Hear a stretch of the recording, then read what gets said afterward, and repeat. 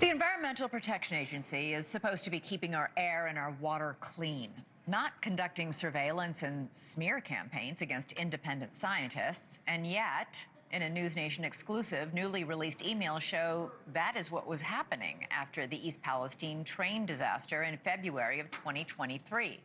The target? An environmental scientist whose tests contradicted the EPA's narrative that there were no dangerous levels of toxins in the area. Local residents were told the official story. Their neighborhoods were safe, and some of those who dared to disagree found themselves in the EPA's crosshairs.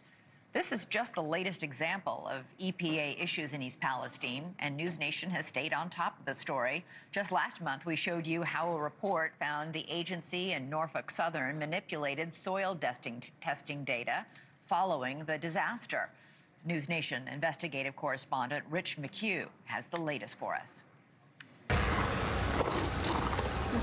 drone just came over us now, didn't it? Yep. When environmental scientist Scott Smith began testing for toxins in East Palestine, drones were monitoring his movements. Someone was watching. Because months after the open burn of vinyl chloride and after the EPA told residents it was safe to come home, his test results showed exactly the opposite. Smith found extremely elevated levels of dioxins in the soil in East Palestine. In the spring of 2023, after we reported Smith's findings, and former EPA Administrator Judith Enck said the EPA should pay attention to Smith's test results.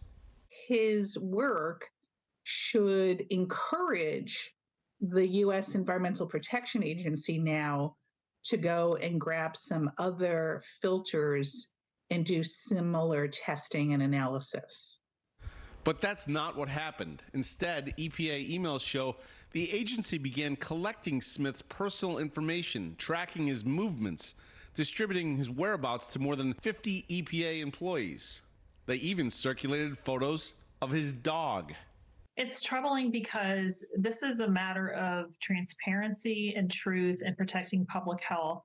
What the EPA seems to have done here in East Palestine is they were more interested in controlling the narrative and controlling what was going out to the community, from the community and back to the community. They were definitely controlling the narrative of nothing to see here, no long-term health impact.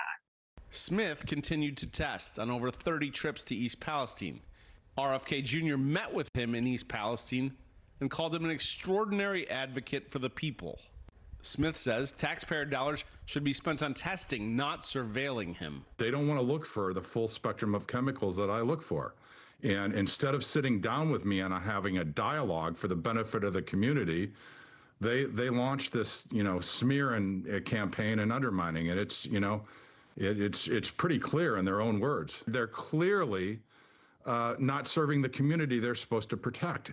And it's not just East Palestine, Rich. It's a systemic thing. The emails show the EPA was also tracking residents, too, outspoken voices in the community like Jamie Wallace.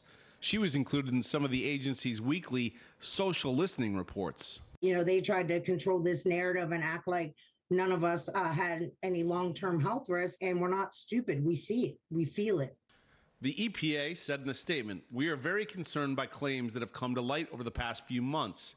The Trump administration is committed to maximum transparency, and as such, we intend to conduct a thorough review of decisions made in the aftermath of the train derailment. We will work to ensure the health and safety of the people of East Palestine." Wallace says that's not good enough. She has a message for the current administration. I say it's never too late to try to right a wrong.